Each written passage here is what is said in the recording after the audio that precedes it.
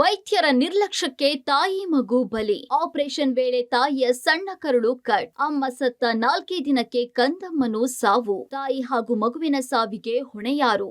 ಹೀಗೆ ಸತ್ತ ತನ್ನ ಮಗುವಿನ ಮೃತದೇಹ ಹಿಡಿದು ಕಣ್ಣೀರು ಹಾಕ್ತಾ ಇರುವ ತಂದೆ, ಕುಟುಂಬಸ್ಥರು.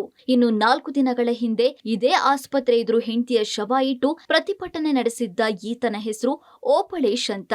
ಈತ ಇದೀಗ ತನ್ನ ಹೆಂಡತಿ ಮಗು ಸಾವಿಗೆ ಆಸ್ಪತ್ರೆ ವೈದ್ಯರೇ ಕಾರಣ ಅಂತ ಆರೋಪಿಸಿ ಆಕ್ರೋಶ ಹೊರಹಾಕಿದ್ದಾನೆ. ಚಿಕ್ಕಬಳ್ಳಾಪುರ ಜಿಲ್ಲೆ ಚಿಂತಾಮಣಿ ನಗರದ ತಾಯಿ ಮತ್ತು ಮಕ್ಕಳ ಆಸ್ಪತ್ರೆಯಲ್ಲಿ ಈ ಘಟನೆ ನಡೆದಿದೆ. ಹೌದು, ಚಿಂತಾಮಣಿ ತಾಲೂಕಿನ ಬಟ್ಲಹಳ್ಳಿ ಗ್ರಾಮದ ಓಪಳೇಶ್ ಪತ್ನಿ 24 ವರ್ಷದ ನರ್ಮದಾ 2 ತಿಂಗಳ ಹಿಂದೆ ಗಂಡು ಮಗುವಿಗೆ ಜನ್ಮ ನೀಡಿದ್ಲು. ನಂತರ ಫ್ಯಾಮಿಲಿ ಪ್ಲಾನಿಂಗ್ ಆಪರೇಷನ್ಗೆ ಅಂತ ಚಿಂತಾಮಣಿ ನಗರದ ಸರ್ಕಾರಿ ತಾಯಿ ಮತ್ತು ಮಕ್ಕಳ ಆಸ್ಪತ್ರೆಗೆ ದಾಖಲಾಗಿದ್ಲು. ಆಸ್ಪತ್ರೆಯ ವೈದ್ಯೆ ವಾಣಿರೆಡ್ಡಿ ನರ್ಮದಾಗೆ ಆಪರೇಷನ್ ಮಾಡಿದ್ರು. ಆದ್ರೆ ನರ್ಮದಾ ಆಪರೇಷನ್ ವೇಳೆ ಬಾಣಂತಿಯ ಸಣ್ಣ ಕರುಳು ಕಟ್ ಮಾಡಿರೋದೇ ಸಾವಿಗೆ ಕಾರಣ ಅಂತ ಕುಟುಂಬಸ್ಥರು ಆರೋಪಿಸಿ ನರ್ಮದಾ ಶವವನ್ನ ಆಸ್ಪತ್ರೆ ಮುಂದೆ ಇಟ್ಟು ಅಹೋರಾತ್ರಿ ಧರಣಿ ನಡೆಸಿ ವೈದ್ಯರ ವಿರುದ್ಧ ಆಕ್ರೋಶ ಕೂಡ ಹೊರಹಾಕಿದ್ರು. ಅವರ ಒಂದು ಸಂಪರ್ಕವೂ ನಾವು ಹೋಗೇ ಇಲ್ಲ, ಅವ್ರಿಗೆ ಸಂಬಂಧಪಟ್ಟಿದ್ದು ಇಲ್ಲ. ಅವರು ಬೇರೆ ಅಪಪ್ರಚಾರಗಳು ಮಾಡ್ತಿದ್ದಾರೆ.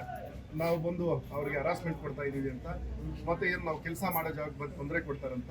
ಅವ್ರು ಎಲ್ಲಾದ್ರೂ ಕೆಲಸ ಮಾಡ್ಕೊಳ್ಳಿ, ಏನಾದ್ರೂ ಮಾಡ್ಕೊಳ್ಳಿ, ನಮ್ಗೆ ಸಂಬಂಧಪಟ್ಟಿದ್ದಲ್ಲ.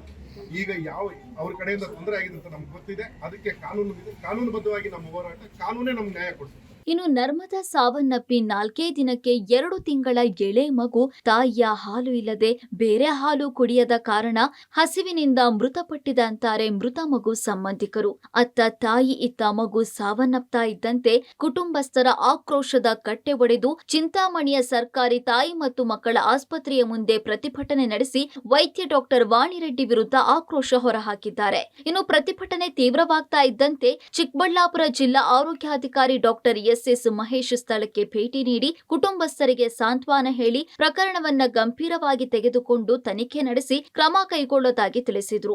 ಓಪಳೇಶ್ ಹಾಗೂ ನರ್ಮದಾ ದಂಪತಿಗೆ ಒಟ್ಟು 3 ಗಂಡು ಮಕ್ಕಳಿದ್ದು 1 ಮಗು ಮೊದಲೇ ಮೃತಪಟ್ಟಿತ್ತು. ಇನ್ನು ಆಕೆ ಮೃತಪಟ್ಟ ನಂತರ 2 ತಿಂಗಳ 3ನೇ ಕಂದಮ್ಮ ಕೂಡ ಈಗ ಸಾವನ್ನಪ್ಪಿರೋದು ಕುಟುಂಬಸ್ಥರಲ್ಲಿ ಆಕ್ರಂದನ ಮುಗಿಲು ಮುಟ್ಟುವಂತೆ ಮಾಡಿದೆ. ಸದ್ಯ ತಾಯಿ ಮಗು ಸಾವಿಗೆ ನ್ಯಾಯ ಒದಗಿಸುವಂತೆ ಸಂಬಂಧಿಕರು ಪಟ್ಟು ಹಿಡಿದಿದ್ದು ತಪ್ಪಿತಸ್ಥರ ವಿರುದ್ಧ ಕಠಿಣ ಕ್ರಮಕ್ಕೆ ಆಗ್ರಹಿಸಿದ್ದಾರೆ.